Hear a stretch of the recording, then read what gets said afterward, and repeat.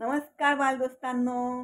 आपल्या दवणे आजींच्या सुरस कथा या यूट्यूब चॅनलवर तुमचं खूप खूप स्वागत आहे. आज आपल्याकडे वटसावित्री आहे. ज्येष्ठ महिन्यात जी पौर्णिमा येते तिला वटसावित्री किंवा वटपौर्णिमा असं म्हणतात. तर त्या दिवशीची मी तुम्हाला पौराणिक कथा सांगते, मायथॉलॉजिकल स्टोरी. तर आपल्याकडे मध्य प्रदेश म्हणतात त्याला. तर त्या मध्य प्रदेशात एक राजा होता. त्याचं नाव अश्वपती होतं. आणि त्या अश्वपती राजाला सावित्री देवीच्या कृपाप्रसादाने एक मुलगी झाली. सावित्री देवीच्या कृपाप्रसादाने मुलगी झाली म्हणून त्याने तिचं नाव सावित्री असं ठेवलं. मुलगी खूप रूपवान गुणवान होती आणि होता होता ती शेवटी मग उपवर झाली. बघा, आजही आपण मुलीसाठी जेव्हा वर बघतो किंवा नवरा मुलगा शोधतो तेव्हा मुलीपेक्षा जास्त शिकलेला, जास्त पगाराचा मुलगा बघतो. तर तसा तो राजा बघत होता. परंतु तिची एवढी कीर्ती पसरली होती, एवढी कीर्ती पसरली होती की तिला स्थळच येईना. त्याच्यामुळे तिने वडिलांना सांगितलं, "बाबा, राहू दे.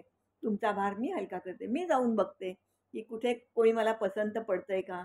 आणि म्हणून तिने रथ घेतला आणि ती निघाली आणि देशाटन करत फिरली. सगळ्यांचे गुणपारख करत ती फिरत होती. कोण कसं आहे, कोण कसं आहे, लगेच कुणाला काही होकार दिला नाही.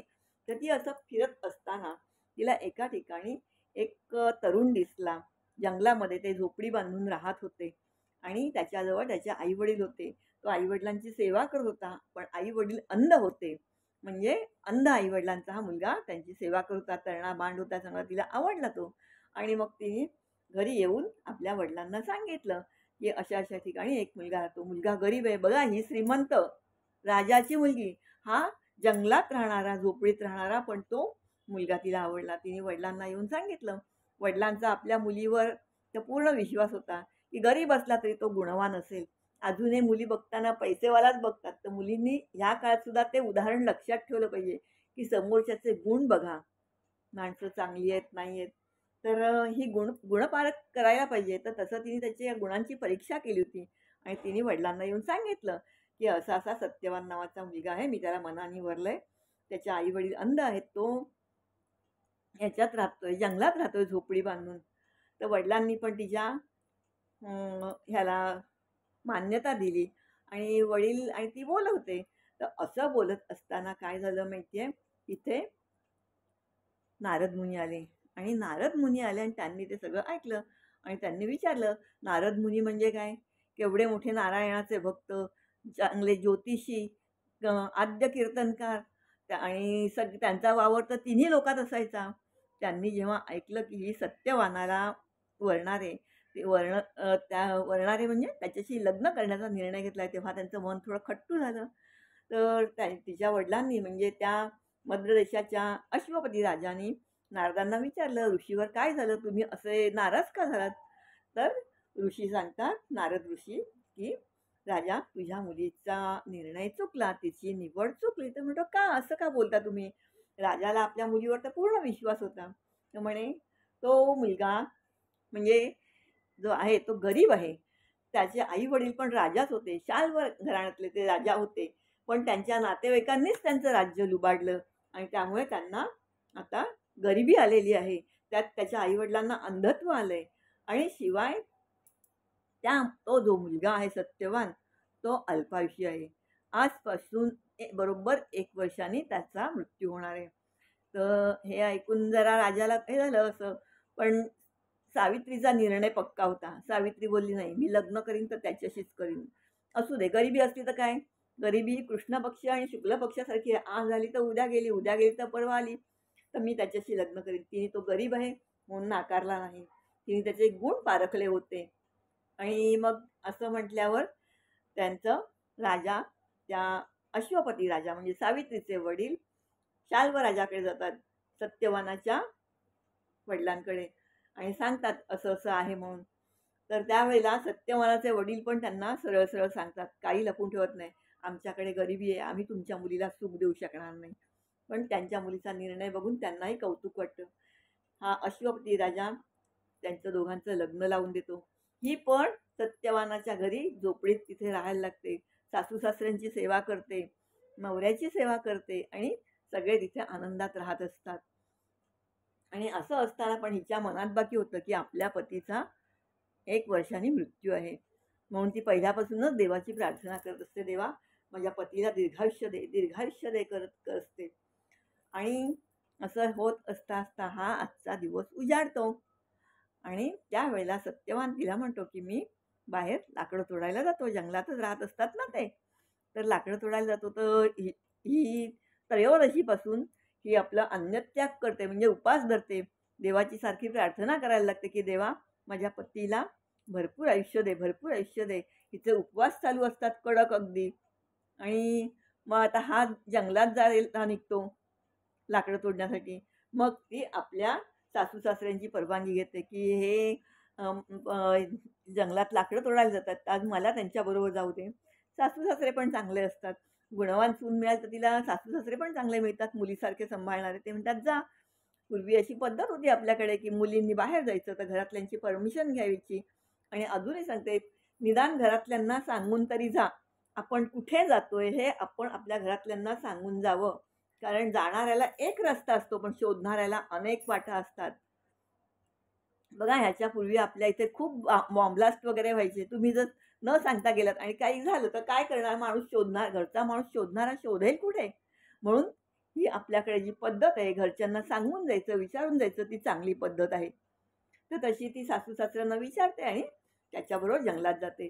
आणि तो वडाच्या झाडाखाली येतो लाकडं तोडायला. पण होतं असं, तिथे त्याला चक्कर येते. आजच्याही काळात बघा एखाद्याला हार्ट अटॅक येतो, त्यांना पहिली चक्कर येते. तशी त्याला तिथे चक्कर येते. हिला समजतं आज आपल्या नवऱ्याचा शेवटचा दिवस आहे. ती नवऱ्याचं डोकं मांडीवर घेते आणि तिथे त्याचे प्राण जाणार हे तिला समजतं. पण तिची पुण्याई एवढी असते, की तिला प्रत्यक्ष यमराज समोरून येताना दिसतात. पुण्यवान माणसालाच असे देव दिसतात, आपल्यासारख्यांना दिसत नाहीत. तर ते यमराज येतात, ते सांगतात, "सावित्री, मी सूर्यपुत्र यमराज, यमधर्म आहे मी.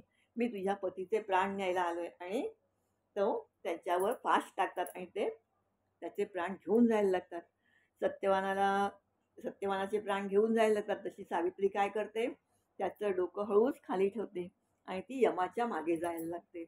यम चालतोय, चालतोय. त्याला थोडं चाहूल लागते, की अरे कोणतरी पाठीमागून येतंय वाटतं. म्हणून तो बघतो असा, की कोण येतंय? बघतो तर सावित्री. मग तो सावित्रीला हात टाकतो. सावित्रीला बोलतो, "सावित्री तू कशाला येते?" ती म्हणते, "कशाला म्हणजे? जिथे पती तिथे पत्नी. मी येणारच. हा माझा धर्म आहे, पत्नी धर्म आहे." तर यम म्हणतात, की "नाही, तू येऊ नकोस. माझ्या नियमात ते बसत नाही. आज तुझा मृत्यू नाही, आज फक्त तुझ्या पतीचा मृत्यू आहे, तर मी त्याला घेऊन जाणार." ही म्हणते, "असं कसं? असं शक्यच नाही.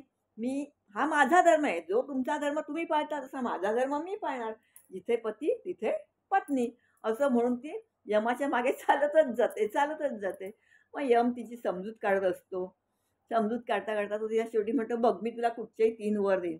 तू तुझ्या पतीचे प्राण सोडून काहीही माग माझ्याकडे, काहीही माग. मी ते तुला देईन आणि मग तू जा." तर ही विचार करते, "बरं," म्हणते. तर म्हणे, "काय, काय पाहिजे?" तर म्हणते, हां, ही अगोदर म्हणते, पहिला वर मागते, "माझ्या सासू-सासऱ्यांचं गेलेलं राज्य परत येऊ दे." म्हटलं, "तथास्तु." आता दुसरा वर मागते. दुसरा वर मागायची वेळ आली, तर काय हवं? तर ती म्हणते, "माझ्या वडिलांना पुत्रप्राप्ती होऊ दे." कारण तिच्या वडिलांना काहीच संतान नसतं. तर ही एकुलती एक मुलगी असते. मग ती तो वर मागून घेते. जे वडिलांच्या नशिबात नसतं तेही ती मागून घेते. एवढी चतुर असते बघा. तर हा म्हणतो, "तथास्तु." आता आली वेळ तिसरा वर मागायची. यम म्हणतात, "तिसरा वर माग." तर ही म्हणते, "माझ्या सासू-सासऱ्यांचा गेलेले डोळे आहेत, ते परत येऊ दे आणि त्यांची नातवंड-पतवंड बघू दे." असं म्हटल्यावर यम तथास्तु म्हणतो आणि चालायला लागतो. चालतो, चालतो तरी त्याला पाठीमागे चाहूल लागते. तर आता कोण चालतंय म्हणून बघतो, तर अजून सावित्री आहेच. तर सावित्री आहे, तो सावित्रीला विचारतो, "आता काय तुला पाहिजे?" ती म्हणते, "यमराजा, तुम्ही मला वर तर दिलात, पण तुम्ही वर दिलात, की माझ्या सासू-सासऱ्यांना दृष्टी येऊन ते त्यांचे नातवंड-पतवंड बघतील. पण तुम्ही तर माझ्या पतीचे प्राण घेऊन चाललात. माझा पती हा त्यांचा मुलगा आहे माझ्या सासू-सासऱ्यांचा. आणि तुम्ही जर माझ्या पतीचेच प्राण घेऊन जाल, तर त्यांना मला मुलं-बाळं होतील कशी? पतीशिवाय पत्नीला मुलं-बाळं कशी होणार? तेव्हा तुम्हाला माझ्या पतीचे प्राण परत द्यायलाच पाहिजेत." असं बोलल्यावर त्या यमाला कळतं, की अरे हिने आपल्याला चतुराईने शब्दात पकडलं. की हे तर गोष्ट खरी आहे, की आपण तथास्तु बोललो, की तुझ्या सासू-सासऱ्यांना दृष्टी येऊन ते त्यांची नातवंड-पतवंड बघतील, पण नातवंड बघायला मुलगा तर जिवंत पाहिजे ना. मुलाच्या मुलांना नातवंड म्हणतात. असं म्हटल्यानंतर मग त्या तिच्या चतुराईवर खुश होतो आणि तिला तिच्या पतीचे प्राण परत देतो असं सांगतो आणि मग तिला सांगतो तू जा आणि मग ही इथे येते तिथपर्यंत सत्यवान असा झोपेतनं उठल्यासारखा उठलेला असतो. आणि बघा बाळांनो, मी तुम्हाला नेहमी सांगते, आपल्या कथा, आपले काही रीतिरिवाज हे प्रत्येक रीतिरिवाज हिंदू धर्मातले रीतिरिवाज सायन्सला आणि नेचरला धरून असतात. हे मी तुम्हाला नेहमी सांगते. आता ही सगळी गोष्ट घडली कुठे? वडाच्या झाडाखाली. म्हणून आपण तेव्हापासून वडाच्या झाडाची पूजा करतो. असा आपला पूर्वापार लोकांनी सांगितलेलं आहे. वडाला बायका त्या झाडांनी बांधतात, त्याला हळद-कुंकू वाहतात, पाणी वाहतात, तिथे 5 फळं ठेवतात. 5 फळं म्हणजे कुठची?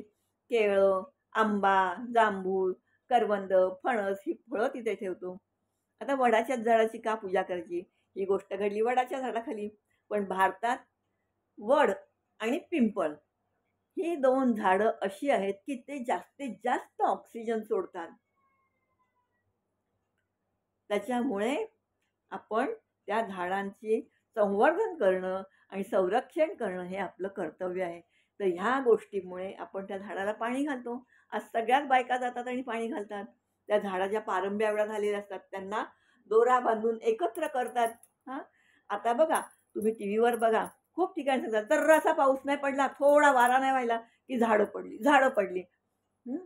आपल्याकडे फॉरेनहून आणलेली ती गुलमोहर वगैरे याची झाडं लावतात. त्या गुलमोहराची जी मुळं आहेत, रूट्स ते नाजूक आहेत, कमजोर आहेत, वीक आहेत. त्याच्यामुळे ती मुळं जमीन घट्ट धरून ठेवत नाही. पण वडाची झाडं, पिंपळाची झाडं जाऊन बघा कधी, तुम्हाला कधी अशी हलवता येतील का काय? त्याची जी मुळं आहेत ते जमीन घट्ट पकडून ठेवतात. त्याच्यामुळे जमिनीत पाण्याचा ओलावा सुद्धा राहतो आणि जमीन झिजत सुद्धा नाही आणि झाडही पडत नाही. वडाच्या झाडाचा पसारा खूप असतो, पण ते पडत कधीच नाही. किती किती वर्षापूर्वीची झाडं असतात. तर हे आपल्या निसर्गाशी घातलेली सांगड आहे. बायका पूर्वी फक्त चूल आणि मूल करायच्या. मग त्यांना जरा चुलीपासून दूर मोकळं ऑक्सिजनमध्ये यायला हवं. म्हणून त्या झाडाभोवती फेऱ्या मारायची पद्धत केली. आता 5 फळं ठेवायची. जांभूळ, आंबा, त्याच्यानंतर करवंद या झाडांच्या ज्या बिया आहेत त्या कुठे पण पटकन रुजतात. जंगलातच झाडं असतात ही वडाची वगैरे. वडाची झाडं, पिंपळाची झाडं कुठे पण उगवतात. पण मग तिथे त्या जंगलात जी पक्षी असतात त्यांना रोज कोण खायला घालणार? आता आम्ही ती फळं तिथे ठेवली, की त्या जंगलातल्या पक्ष्यांना पण एक दिवस का होईना चांगली फळं मिळतात ना खायला. हां. आणि समजा शहरातल्या बायका तिकडे जंगलात गेल्या, त्यांनी तिथे फळं ठेवली, तर त्या जंगलात कोणी आदिवासी बाळं असतील, मुलं असतील, त्यांनाही फळं खायला मिळतील. त्या फळांच्या बिया सगळीकडे पसरल्यामुळे आणि आता ज्येष्ठानंतर पाऊस सुरूच होतो. त्या बिया रुजतात आणि आपोआप नॅचरली सगळं जंगल तयार होतं आणि जंगलामुळे किती फायदे होतात, पाऊस कसा पडतो, जमिनीची धूप कशी थांबते, हे सगळं तुम्हाला भूगोलात आलंच असेल. तर अशी ही आपल्या सणांची आणि निसर्गाची आणि सायन्सची घातलेली सांगड आहे आणि अशी ही आजची गोष्ट होती. तर बाळांनो, गोष्ट आवडली का? गोष्ट आवडली तर लाईक करा, शेअर करा आणि सबस्क्राईब करा. पुढच्या गोष्टीपर्यंत जय श्रीराम.